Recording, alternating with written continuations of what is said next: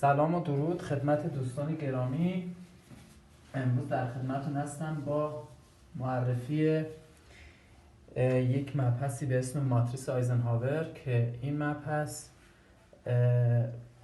به شما یاد میده که چجوری کارهاتون رو اولویت بندی بکنید، به چه کارهایی بپردازید و به چه کارهایی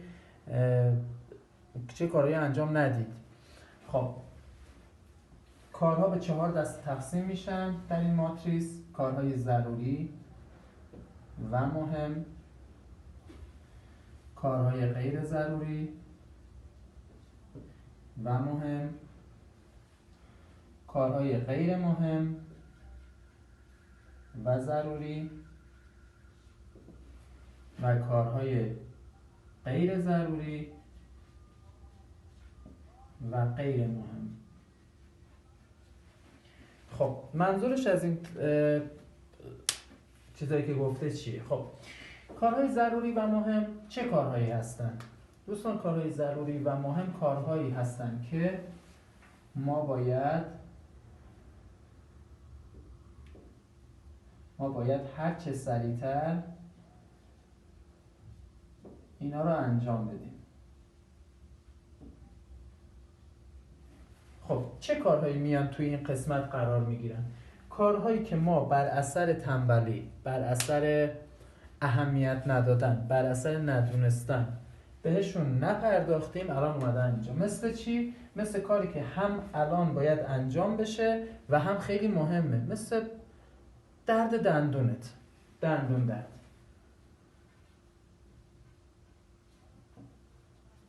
خب درد دندون به دلیل اینکه ما قبلا باهاش کار نداشتیم، بهش نپرداختیم، مسواک نزدیم، به دندون پزشک نرفتیم، نمیدونم هر کاری که نیاز بوده برای دندان انجام بدیم، این باعث شده که ما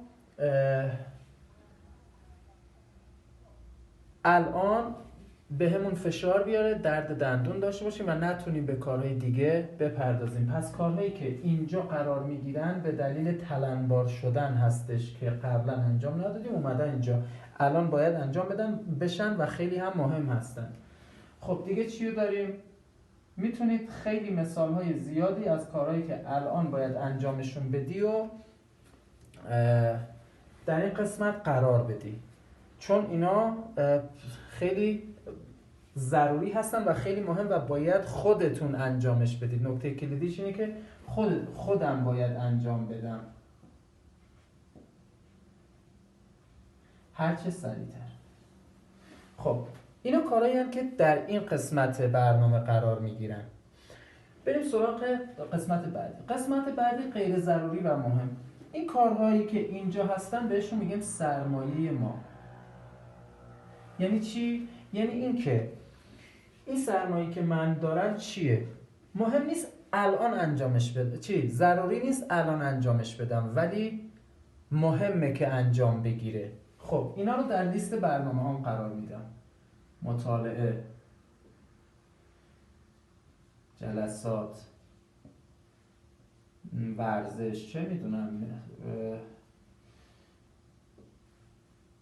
مسواک و هر چیزی که در برنامه من قرار میگیره و باید انجامش بدم. ساعت میدم بهش، ساعت 8 مثلا، ساعت 10، ساعت 13 مثلا، هرچی، ساعت 7 صبح.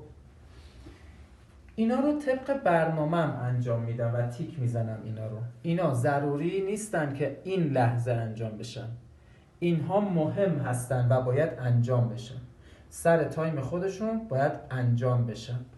ولی ضروری و مهم ها باید همین لحظه، همین الان به دلیل هم مهم بودن و هم ضروری بودنشون باید همین الان خودم انجامش بدم. خودم خیلی مهمه. خب اینو کی انجام میده؟ باز خودم انجام میدم. نمیتونم این نفر به جای خودم بفرستم آموزش ببینه، نمیتونم این نفر رو به جای خودم بفرستم کتاب بخونه یا جلسه شرکت بکنه یا ورزش بکنه یا مسواک بزنه یا هر چیزی. اینا رو کارهای خودم هستش، اینها هم کارهای خودم هستش. خب کارهای غیر مهم و ضروری اینا چی هستن؟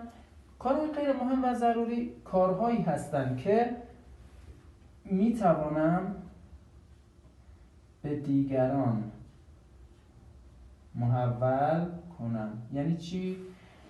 یعنی این که این کار ضروریه الان انجام بشه، خیلی ضروریه، ولی به این دلیل مهم نیست که من میتونم محولش کنم به بقیه، به دیگران بگم که انجامش بدم. مثل چی؟ مثلا مثل این که شیر آب شکسته و داره آب میده، اگه اینو الان درست نکنم آب خونه رو میگیره. خب از طرفی هم خب میتونم به دیگران محولش کنم، زنگ بزنم تعمیرکار بیاد، زنگ بزنم نمیدونم یه کسی دیگه انجامش بده، شدنی دیگران انجامش بدن، مهم نیست من انجامش بدم. و به دلیل اینکه من خیلی وقتم برام ارزش داره، اینو میدم به کسانی که وقت براشون ارزش نداره یا کارشون همینه.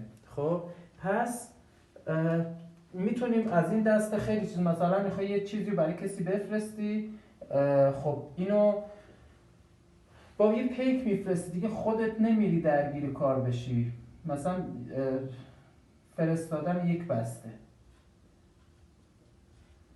هر چیزی میتونه باشه. شما میتونید باز مثالهایی و از این طریق از این دسته کارها که میتونم به دیگران محول کنم، محول کن. خب این دسته باید به دیگران محول بشن.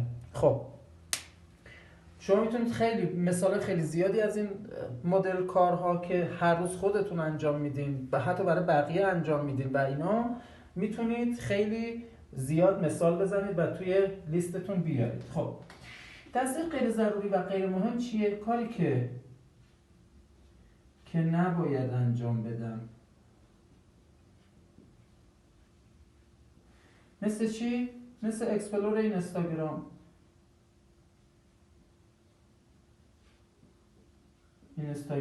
که وقتی میری دیگه غرق میشی.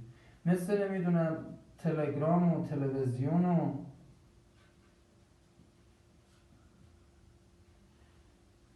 و سریال و فیلم و هر چیزی.